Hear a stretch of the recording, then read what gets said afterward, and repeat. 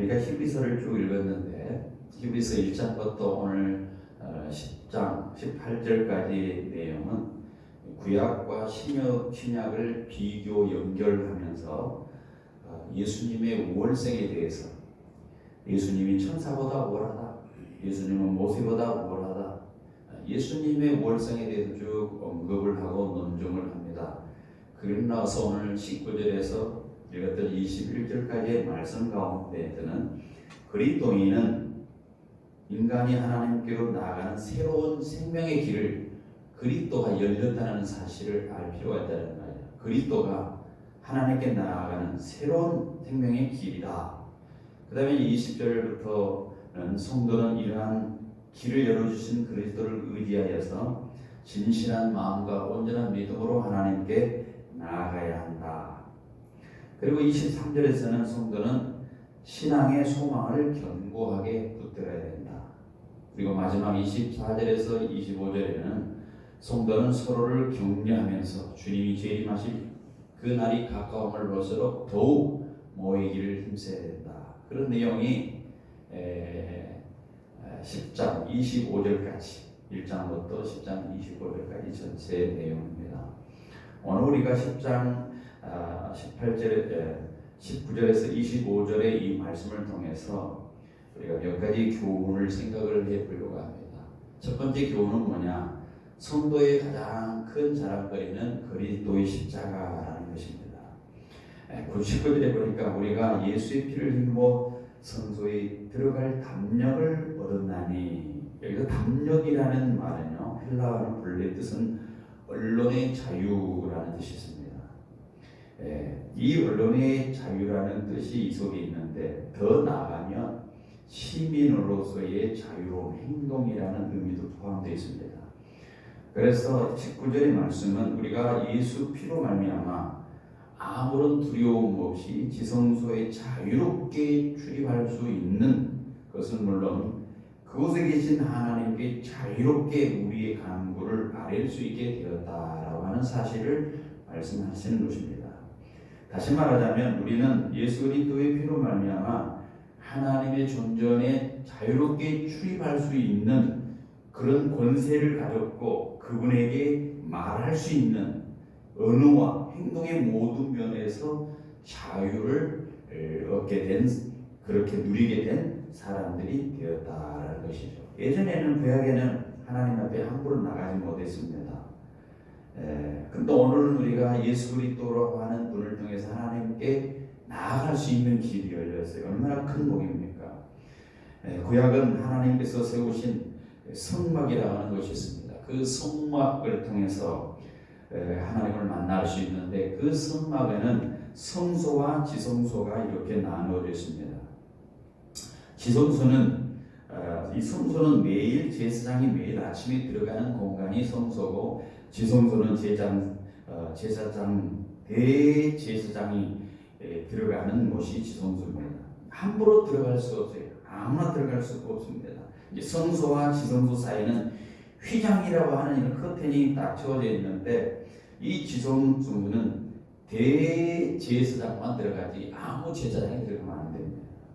하나님께서 거하시는 성소라고 하는 개념이 그 속에 있기 때문에 그렇다는 겁니다. 아무리 그가 이스라엘 백성이고 하나님의 선민이라 할지할 이스라엘 백성이라 할지라도, 아니면 제사장의 그룹이라 할지라도 성전 안으로 그 지성소로는 아무나 들어갈 수 없었습니다.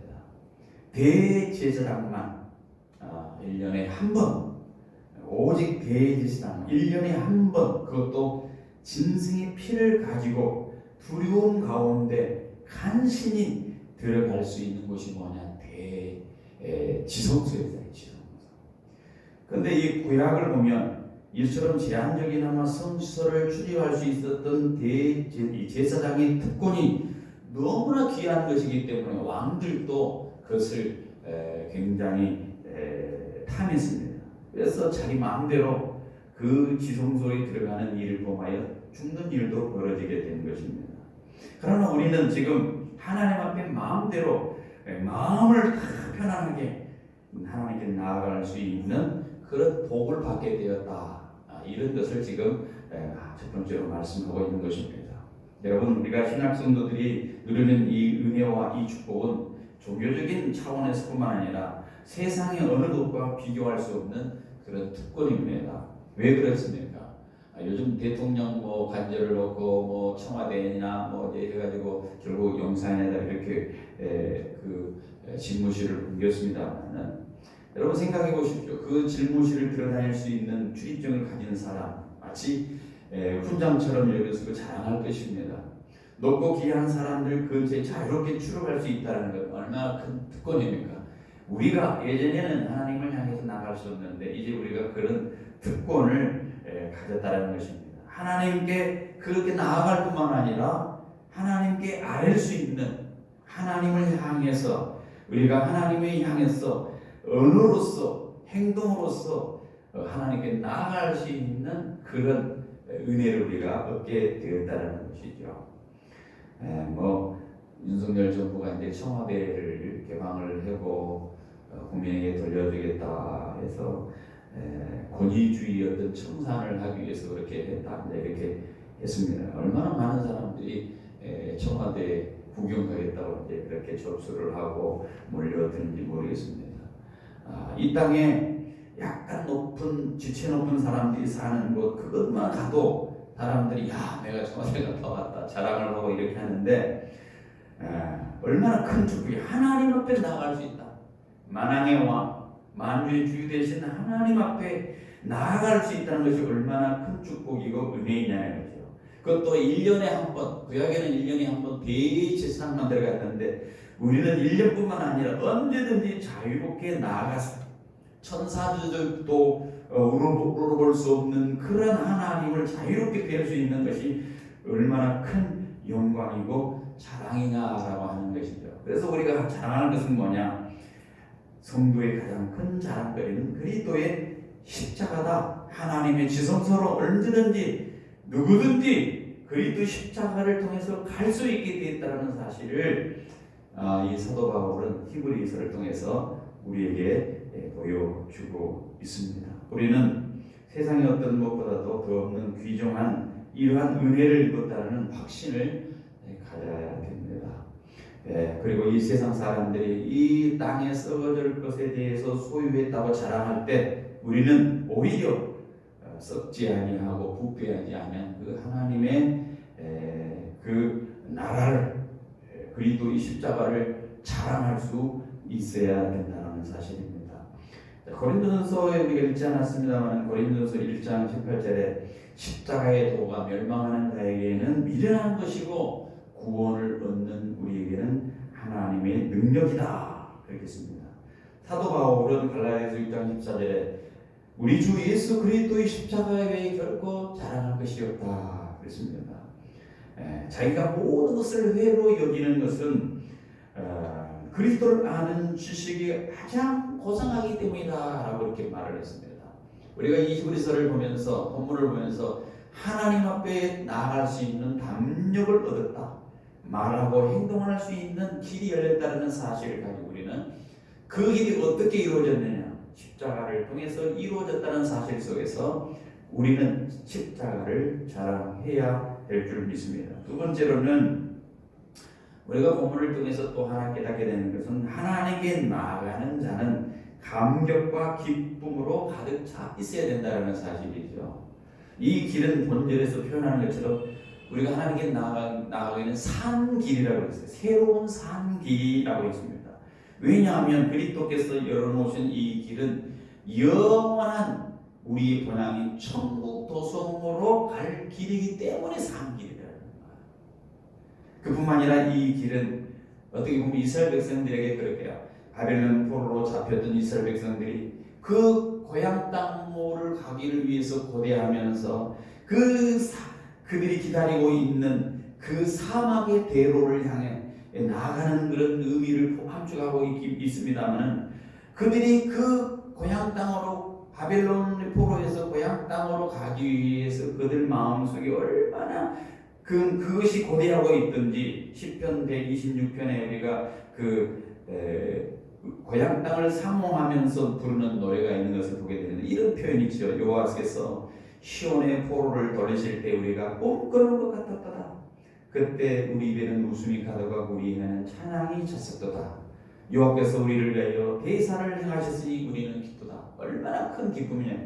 하나님께 나아갈 수 있는 그런 길을 열어줬는데 우리는 감격과 기쁨으로 살아야 되지 않겠느냐 하는 것이죠.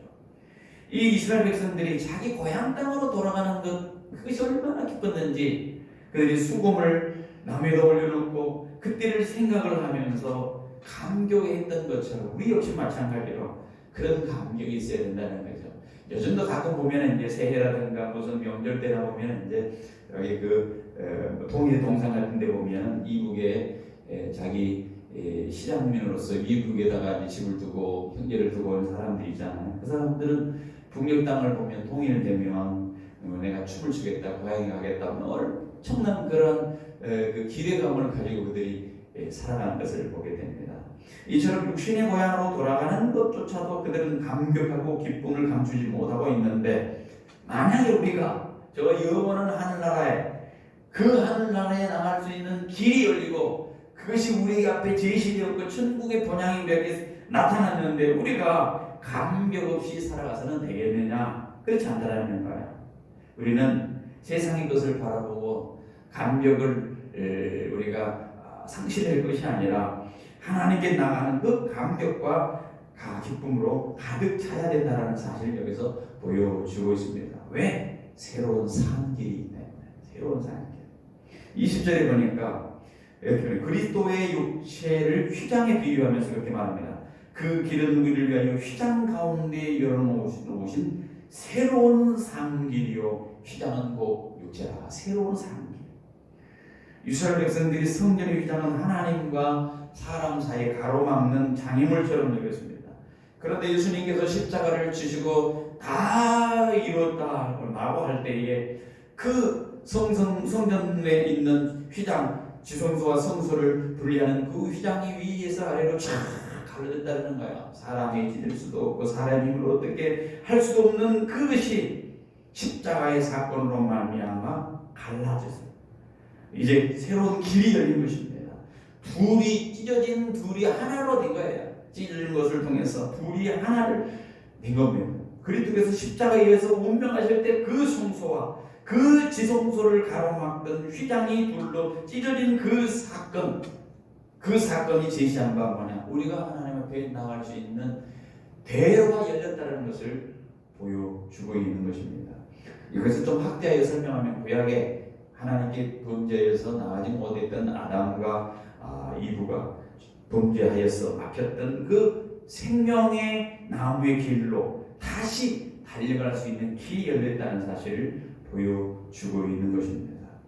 인류가 범죄했을 때 그룹 천사들이 화염검으로 막고 있던 그 길이 예수 그리스도의 속죄사의 제사를 통해서 제거됨으로써 새로운 길, 새 길, 산 길이 열린 줄 믿습니다. 그리고 우리는 영적인 눈을 때 새로운 그러한 눈을 떠서 그 은혜를 바라봐야 되겠습니다. 그리고 그 길을 우리가 생각하고 묵상하고 그 안식처럼 하고 있다는 사실을 내 마음속에 늘 다짐하면서 내가 그런 사람이구나, 그런 은혜를 입었구나 생각을 하면서 하나님께 나가는 감격과 기쁨을 누려야 된다는 사실입니다. 시편 122편 1절에 이렇게 말합니다. 사람이 내게 말하기를 여호와의 집에 올라가자 할 때 내가 기뻐하였도다. 이사야서 25장 9절에도 하나님이 우리 하나님이라 우리가 그를 기다렸더니 그가 우리를 구원하시리로다. 이는 여호와시라 우리가 그를 기다렸더니 우리는 그 구원을 기뻐하며 즐거워하리로다. 예수 믿으면서 기뻐하고 즐거워할 이유는 뭐냐? 우리의 길이 열려있는 산길로 열렸다는, 하늘의 산길이 열려있다는 것입니다. 그래서 이 구속된 자들은 노래하면서 살아가야 돼. 노래하면서 영영한 그 기쁨, 그 즐거움을 노래하면서 살아요. 슬픔과 탄식으로 얼룩져진 이 세상을 그것을 생각하면서, 그 열려진 것을 생각하면서, 새로운 산길이 된 것을 생각하면서 기쁨과 감격에 살아가야 된다는 것입니다. 또 하나 오늘 본문을 통해서 교훈받는 것은요, 21절에 있는 말씀처럼 우리는 죄로 오염된 이 세상을 정결케 할 성도의 직분을 가지고 있다는 것입니다. 21절에 히브리서 기자는 다시 한번 그리스도를 가리켜서 뭐라고 얘기하면 이렇게 얘기합니다. 하나님의 집 다스리는 큰 제사장이다. 하나님의 집을 다스리는 큰 제사장. 이는 지금까지 누차 언급해온 것 같이 그리스도의 십자가를 사건을 통해서 백성들을 죄로부터 정결케 하는 이 일을 하셨다라는 거예요. 그리고 그 희생, 그리스도의 그 희생을 통해서 우리가 마음의 뿌림을 받아 양심의 악을 깨닫고 몸을 맑은 물로 씻김 받았다. 죄로 인해서 끊겼던 하나님의 교제가 회복되고 영원한 생명에 누릴 수 있는 길이 열렸다는 것을 마음의 뿌림을 받아 악을 양심으로부터 벗어났다 이렇게 말하고 예수 그리스도의 보혈로 그것이 가능해졌죠. 맑은 물로 몸은 맑은 물로 씻었다. 이 세례를 의미합니다. 예수 그리스도의 피로 자유함을 먹고 몸의 세례를 씻음 받은 우리들, 그리고 우리들이 어떤 사람들이냐, 이제 오염된 이 세상에서 세상을 정결케 해야 될 그런 책임을 가진 사람이라는 것을 우리에게 여기에서 말씀하고 있는 것입니다. 여러분, 성경의 대제사장의 핵심의 의무는 뭐냐면 정결케 하는 거예요. 백성들이 죄를 지었죠? 그렇잖아요? 많은 죄를 지고 옵니다. 이를 대제사장이 자신도 정결하게 하고 백성들의 죄를 위해서 하나님 앞에 나아가서 아뢰는 일을 하지 않습니까? 그래서 대제사장인 예수 그리스도가 그 일을 하셨다는, 하나님 당신의 피로서 우리를 정결케 할 뿐만 아니라 천국과 그 하늘 본향의 성전에 들어갈 수 있도록 길을 열어주셨는데, 그 사역을 통해서 예수님의 그 정결함, 그 거룩을 통해서 우리가 하나님의 집에 들어갈 자격을 갖추게 되는데, 그것으로 끝나는 것이 아니라 그 은혜를 받았다면, 그 구원을 받았다면 이제 더 이상 세상에 할 일이 없다, 하늘만 바라보고 있는 것이 아닙니다. 나는 이제 구원받았으니 더 이상 내가 원함이 없다, 여기서 끝나는 것이 아니라 우리를 정결케 하신 그리스도를 세상에 전파해야 돼. 그리고 세상을 향해서 제사장 역할을 우리가 하라고 우리를 세우셨다는 거예요. 대제사장이 우리를 세상을 향해서 제사장으로 세웠다는 것입니다. 무엇 때문에? 한마디로 아름다운 덕을 선전하기 위함이었다. 다시 말하면 우리를 세상을 정결케 할 제사장으로 부르심을 우리를 불렀다는 거예요. 그리고 그 책임이 우리에게 있어서 세상에서 빛과 소금으로서 사명을 감당해야 된다는 것입니다. 사회적으로 보면 얼마나 많이 부패했습니까? 그죠? 정치적으로도 그렇고 독재 정권 시절에 무색할 정도로 하루만다니게 무슨 게이트가 있고 무슨 스캔들이 있고 부패가 있고 이런 안타까운 문제들을 우리가 언론을 통해서 매스컴을 통해서 우리가 이렇게 접하게 되는데, 그것을 접할 때에 우리가 어떤 생각을 가져야 돼? 우리 그리스도인은 제사장으로서 세상에서 빛으로 소금으로서 드러내야 돼. 부패 사회에서 거침없이 부패 사회에서 우리가 빛을 드러내야 된다는 겁니다. 이러한 능력이 누구에게 있느냐? 우리에게 있다는 거예요. 왜? 제사장으로서의 직분을 우리가 받았기 때문에 그렇다. 세상을 향해서 제사장입니다. 우리는 과거의 선자들처럼 하나님의 말씀을 들고 예수 그리스도의 복음을 들고 세상을 향해서 외칠 수 있는 그런 책임이 있다라는 것입니다. 예수님이 그랬죠. 내게 주신 그 복음은 주의 신이 내게 임하였으니 내가 기름 부음 받아 내게 가난한 자에게 복음을 전하게 하며 나를 보내사 마음이 상한 자를 고치고 포로된 자유를 자유케 하고 갇힌 자에게 너희를 전파하는 일이 있다라고 했던 것처럼 그 일이 우리에게 있다는 거예요. 그래서 지금 사도 바울은 히브리서를 통해서 서신을 통해서 너희들이 세상에서 책임이 무엇이냐, 그 책임을 반드시 기억하라라는 것이죠. 그 오염된 세상에서 정결케 하는 일을 우리가 하라는 말씀하고 있는 겁니다. 자, 이게 대단히 크게 확대해서 무슨 국가적으로 세계적으로 어떤 일을 하라는 것이 아니고 가장 작은 것부터 나부터 가족부터 이웃들부터 그런 일을 해 나가야 되겠죠. 이것이 바로 우리를 향한 하나님의 뜻입니다. 또 오늘 본문을 통해서 우리가 깨닫게 되는 것이 있습니다. 22절에 보니까 오늘 주제의 말씀인데요. 참 마음과 온전한 믿음으로 나아가라. 자, 참 마음과 온전한 믿음은 뭐냐? 하나님께서 가장 원하시는 예물입니다. 우리가 하나님께 나갈 때 어떻게 가야 돼? 참 마음이라. 참 거짓 없는 마음, 진실하고 충성된 마음, 이 마음 뿐만 아니라 온전한 믿음, 충만한 믿음, 부족함이 없이 100%의 확신에 찬 믿음, 이걸 가지고 하나님께 나가라는 거예요. 그래서 하늘 대제사이신 예수 그리스도의 은혜로 정결함을 받은 성도는 하나님께 나아갈 때 마땅히 어떤 마음을 가지고 나가냐? 이 두 마음, 참 마음과 온전한 믿음으로 가야 합니다. 자, 이것을 우리가 알지 못하면 하나님께 나아갈 때 구약의 예배처럼 할 수 있어요. 이것을 알 때에는 신약의 예배처럼 우리가 하나님께 예배할 수 있습니다. 구약의 예배는 어떻게 제사를 지내요. 계속해서 제사를 지내고 반복적으로 제사를 지냅니다. 그러나 우리는 이제 영적인 예배를 하는 사람들이 되었습니다. 영적인 예배라는 말은 아무런 준비 없이 나가라는 예배가, 그런 예배가 영적인 예배라고 말하지 않습니다. 우리는 이제 하나님께서 구약의 제사제를 다 멸했기 때문에 이제 하나님께 나갈 때 마음대로 자유롭게 아무 준비 없이 나가야 된다, 이렇게 생각하는 것은 잘못이라는 것입니다. 우리가 구약 시대처럼 제사를 위해서 예물이 필요하지 않는 것은 사실입니다. 그러나 우리가 하나님께 나갈 때 아무런 의식 없이, 문제의식 없이, 그냥 아무런 준비 없이 나가는 것은 성경이 우리에게 요구하는 마음이 아닙니다. 참 마음과 온전한 믿음입니다. 구약의 희생 제물보다 더 귀한 것이 무엇이냐? 참 마음과 온전한 믿음으로 나가는 거예요. 그래서 신약에 이렇게 말하죠. 하나님께 예배하는 자는 영과 진리로 예배할 때가 오니 곧 이때라. 하나님께서 찾으시는 자는 영과 진리로 예배하는 자다. 성경 그렇게 말을 하고 있습니다. 믿음으로 우리 히브리서에 보면은 11장에 믿음에 대한 얘기를 하면서 아벨 얘기를 언급하죠. 아벨 얘기를 언급하면서 거기서 뭐라고 합니까? 아벨은 가인보다 더 나은 제사를 하나님께 드림으로 의로운 자라 증거를 얻었다. 가인의 예배보다 아벨이 나은 그 증거를 얻은 이유가 뭐냐? 믿음으로 했다는 믿음으로. 그냥 믿음을 가짜라는 게 아니라 형식적으로 하는 게 아니라 믿음으로 하겠다는 것입니다.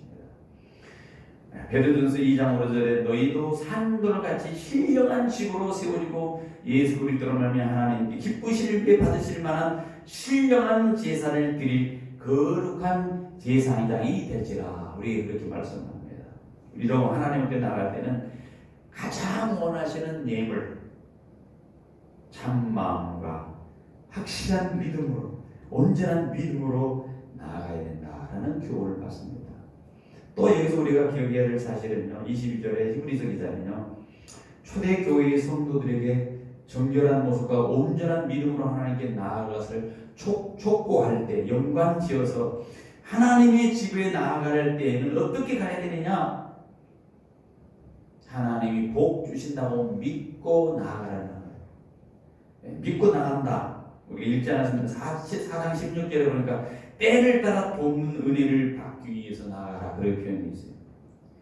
이 말은 무슨 말이냐면은 우리에게 무거운 의무로 지우려고 우리에게 하나님께 나아가라는 말이 아니고 축복이 길이 열려 있기 때문에 나아가라는 말이에요. 예를 들어 보십시다. 우리가 기도를 합니다. 기도를 하죠.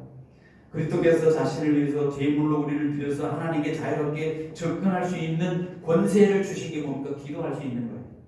자유롭게 출입권, 면회권, 이거 언제든지 주님께 나아갈 수 있는 필요한 것, 그것을 알 수 있는 모든 권세를 우리에게 주었다는 거예요.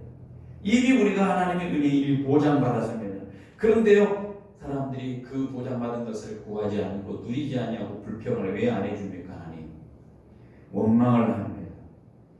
여러분, 우리에게 분명히 영적인 특권이 있음을 기억하시기 바랍니다. 성경에는 말하죠. 너에게 원하는 무엇이든지 구하는 것은, 기도하고 구하는 것은 받은 줄로 믿어라. 받은 줄로 믿어라. 그리하면 그렇게 되리라. 요한복음 16장 24절에도 지금까지 너희가 내 이름으로 무엇이든지 구하지 아니하였으나 구하라 그리하면 받으리니 너희 기쁨이 충만하리라. 우리에게 얼마든지 길이 열려 있는데 기도하지 않은 것은 우리의 문제라는 것을 말씀해 주고 있습니다. 또 하나 오늘 본문에서 우리에게 지적해 주고 있는 건요, 천국을 향해 가는 자는 먼저 그에 대한 약속과 소망을 굳게 잡아야 된다는 22절에 약속하시는 이는 믿으시니 우리가 믿는 도리의 소망을 움직이지 말고 굳게 잡자. 우리가 23절 그 표현대로 하나님은 믿으신 분이다, 신실하신 분이다라는 거죠. 약속하면 반드시 지키시는 분, 시건치 아니하시고 말씀하신 후에는 후회하려고 하시거나 뒤집지 아니하신 그 하나님, 우리가 영원히 믿을 만한 그 하나님, 그 하나님이기 때문에 우리는 그 하나님의 약속을 굳게 붙잡고 소망을 잃지 말자고 그렇게 권면을 하고 있는 겁니다. 왜 이런 말을 여기 서신에 썼을까요? 초대교회는 전체적으로 이 성도들을 향해서 천국을 향해 가는 순례를 하는 사람으로 그렇게 비유를 한 겁니다. 그 천국에 가는 길에 많은 어려움이 있죠. 많은 힘든 과정들이 있습니다. 핍박이 있고 믿지 못하게 하고 예수를 믿는 것에 대해서 많은 사람이 반대를 하고 지적질을 하고 합니다. 외모로 또는 어떤 것으로 그들을 따돌리고 하는 왕따 같은 일들이 벌어지게 됩니다. 이런 모든 일을 우리가 당할 때에 흔들리지 않는 소망이 우리에게 있다는 사실, 그리스도께서 우리에게 새로운 상기를 열었다고 하는 그 약속, 그 소망을 붙들어야만 끝까지 갈 수 있는데 그렇지 못하는 중간에 멈추게 되어 있는 거예요. 우리 신앙도 마찬가지입니다. 그래서 우리가 서로가 정말로 자기가 가지고 있는 하나님으로부터 또한 이 약속, 구원의 약속, 생명의 약속, 이것이 우리에게 소망으로 지어졌다면 세상이 어떻게 변할지라도 우리는 흔들림 없이 나아감으로써 이 파도와 같이, 풍랑과 같이 우리를 몰아치고 있는 곳에서 휩쓸리지 않고 천국의 도성까지 이룰 수 있는 취가 있기 때문에 우리는 그런 자세로 우리 하나님 약속을 붙들고 살아가야 된다는 것입니다. 성경에 이제 여러 구절에서 그런 표현을 쓰고 있죠.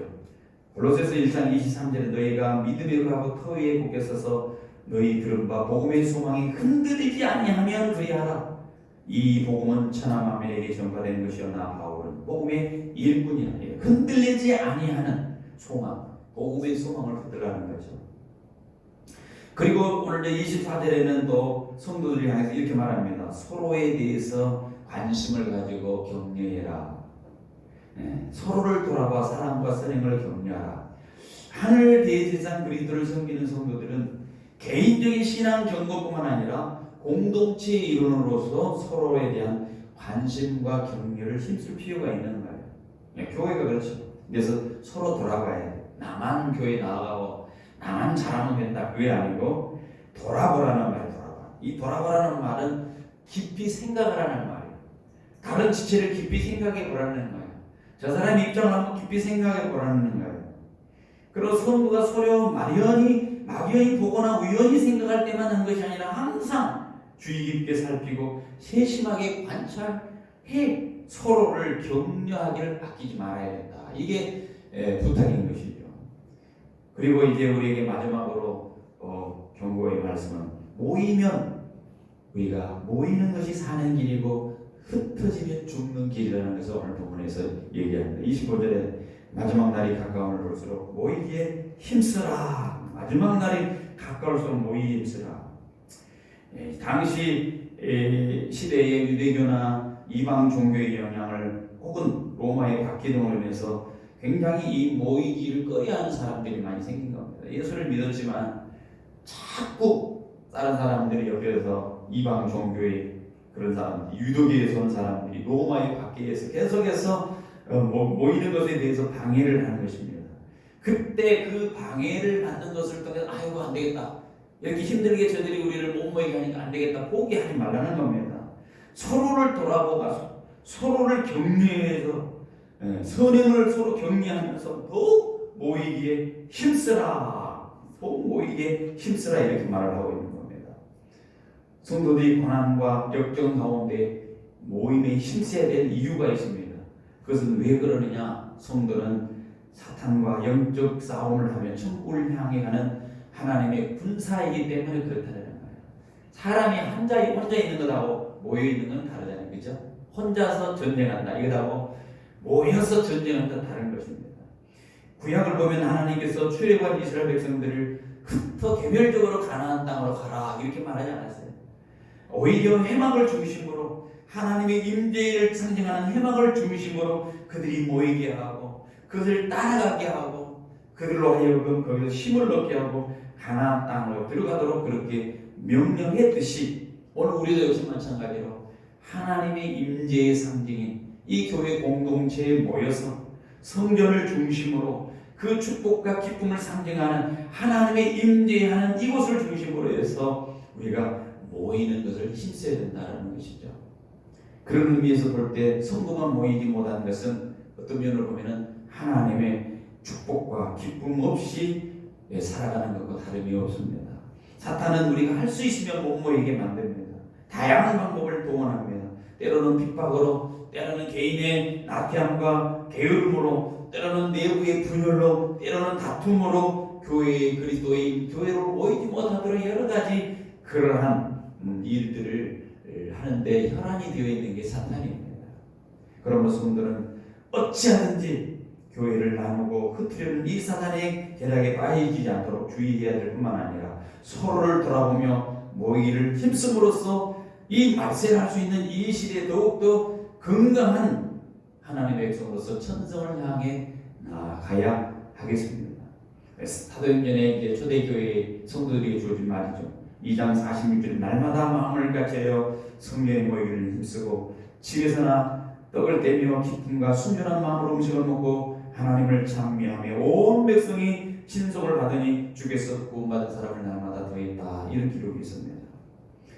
여러분, 예배를 통해서 우리는 하나님을 만납니다. 예배를 통해서 하나님과 하나님의 교훈을 받습니다. 예배를 통해서 하나님의 말씀을 바꿔요. 하나님의 위로를 바꿔요. 하나님이 주신 참된 안식을 누리게 되고요. 우리 영혼이 회복이 되고요. 예배를 통해서 우리가 소망 중에 미래에 있는 그 소망을 붙들게 되는 것입니다. 예배를 통해서 우리가 교훈받고 책망받고 바르게 함고 의에 교육한 유익한 말씀을 예배를 통해서 우리가 듣습니다. 예배를 통해서 치유가 삽니다. 예배를 통해서 심령이 뜨거워집니다. 예배를 통해서 우리가 하나님께 나아갈 수 있는 얼마나 큰 특권입니까? 이게 이제 안 될 때에 문제가 되기 때문에 마지막 때일수록 그것이 더 모이지 못하기 때문에 오늘 보면 우리에게 더 귀한 메시지로 다가오는 것이죠. 그 날이 가까움을 볼수록 더욱 모이기에 힘쓰라. 25절에 그렇게 말씀하고 있습니다.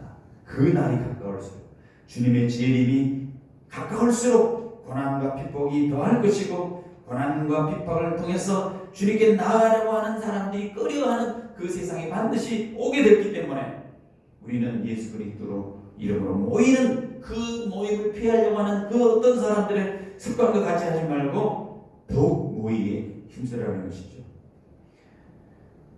요즘 교회들의 그 모습을 보면 옛날하고는 다 많이 달라졌다고 하지요.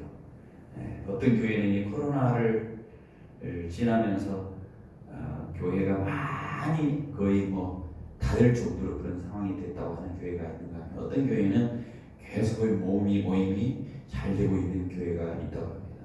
코로나를 너무너무 걱정하고 염려해서 모든 모임을 폐하고 하지 못했던 그런 모든 교회들은 교회가 잘 안 나온다는 거예요. 교회 성도들이 모이지 않는 거 이제. 그 코로나라는 핑계를 더 점점 안 모입니다. 그런데 코로나든 뭐든 모이기는 모여야 됐다 하나님께 나와 예배하는 사람은 끝까지 나와. 그런 교회는 끝까지 교회로서 활동하게 됩니다. 이게 무슨 말입니까?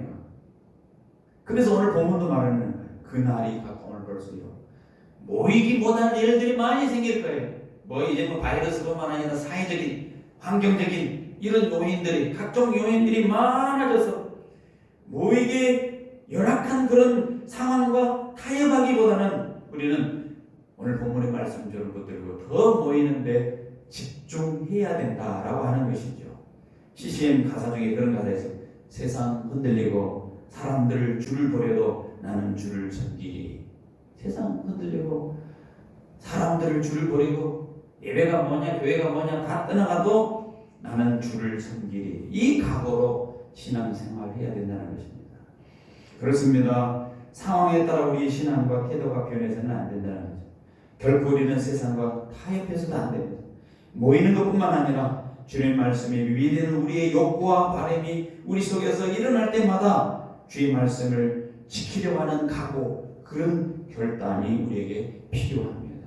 그래서 성경은 이 시대를 분받지 말고 오직 마음을 새롭게 변화를 받아 하나님의 선하시고 기뻐하시고 온전한 뜻이 무엇인지 분별하라.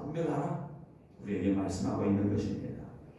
사랑하는 성도 여러분, 오늘 본문을 보면 히브리서 기자는 그리스도의 몸을 성전 휘장에 비유하며 예수께서 자신의 몸을 찢어 천국으로 가는 길을 열어놓았으니 담대하게 그 길로 나가되 서로를 돌아보며 함께 갈 것을 촉구하고 있습니다. 따라서 주님의 몸된 교회의 한 지체로서 개인뿐만 아니라 개인적으로 천국에 가는 것보다는 더 서로를 격려하며 함께 걸어가는 것이 우리의 주어진 의무입니다. 무관심으로 다툼으로 가득 찬 이 세상에서 마음을 합하고 뜻을 합하여서 모이게 힘쓰고 서로 배려하고 서로 사랑함으로써 세상사 많은 사람들이 주님의 앞으로 도달할 수 있는 그러한 축복의 통로, 그런 제사장 역할을 담당하라 하는 것이 오늘 이 히브리서를 서신을 써서 보내는 사도 바울, 주님이 우리의 메시지가 아닌가 생각합니다.